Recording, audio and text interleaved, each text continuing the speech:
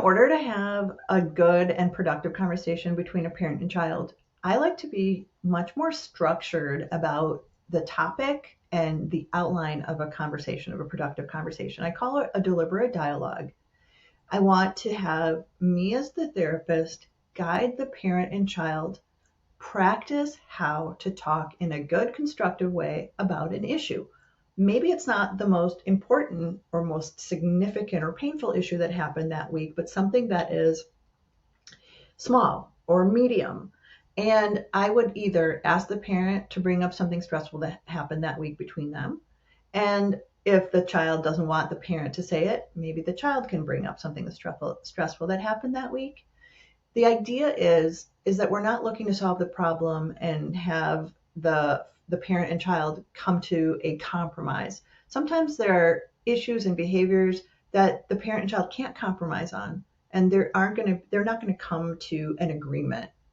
The idea is I want to be able to help the child to express in a good, constructive way. That means without name calling, without running around the room and breaking things and, having chaos ensue, how they feel about a certain situation. So, for example, if they feel like their mom is really unfair and always is um, preferring the other sibling, always being nicer to the other sibling or punishing this child more harshly. If that's how he feels, I will help him by helping to get underneath the more sort of superficial statements the child might say, which they might say something like, I hate her. She's always picking on me. She never punishes my brother. She's just always punishing me. She thinks I'm the problem. And so I'll say, got it. Thanks for letting me know.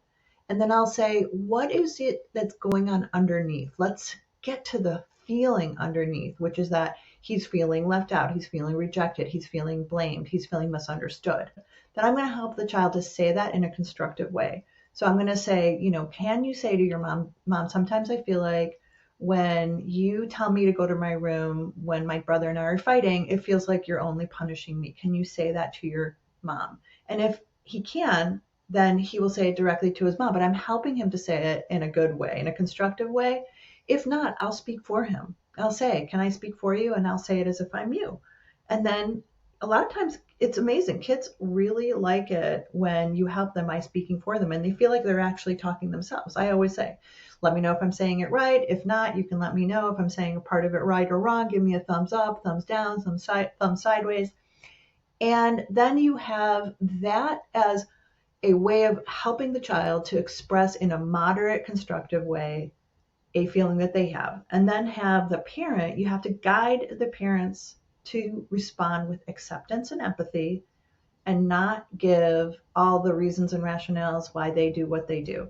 So the therapist has to help guide the parent by saying, Mom, can you say something accepting to let your child know that you heard him and that you actually acknowledge what he's saying? So can you say something like, hey, thanks for letting me know what's on your mind when you feel like I'm sending you to your room after you and your brother fought. It's really important for me to know what's on your mind, how you experience it. Can you say that to him? So I'm going to really help break it down, the accepting part. And then I'm going to say, that's great, Mom.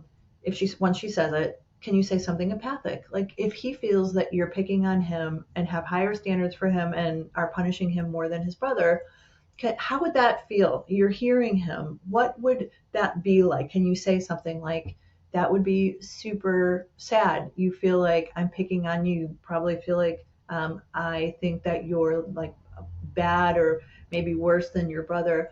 And that would feel really yucky. I totally get it. Can you say something like that?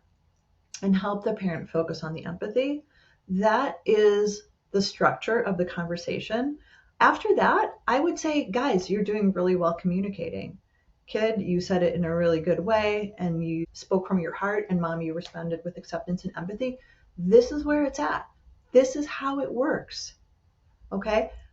I can now see how you might be able to do better in next week when there might be a similar situation. How could Mom help you to feel like she is on your side, like she is being fair, or to let you know? Could there be some sort of small activity that you could do together after? Can she give you a little wink or a little